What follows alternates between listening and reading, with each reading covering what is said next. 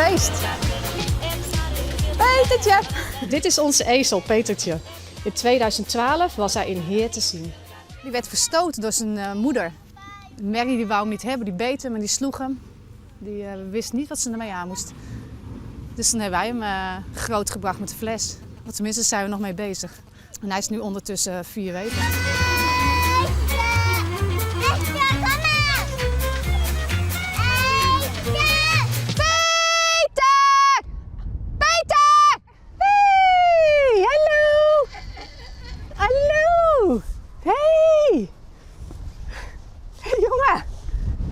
Even wat zeggen.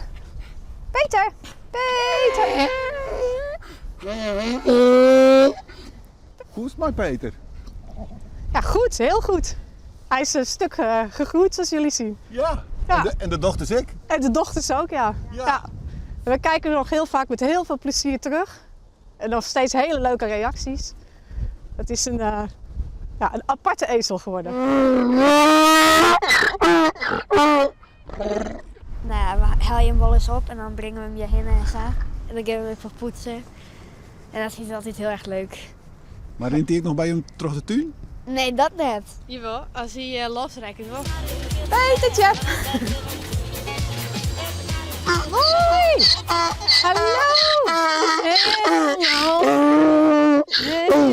Hey, jongen! Is dat liefde? Jongen! Liefde! Ja, toch? Hij wil jou ook even knuffelen. Ja. Maar in het begin is het natuurlijk wel vreemd gedrag. Dan denk ik van, oeps, dat moet hij. Ja. Maar dit wil is gewoon knuffelen. vrolijk. Ja, hij wil gewoon knuffelen.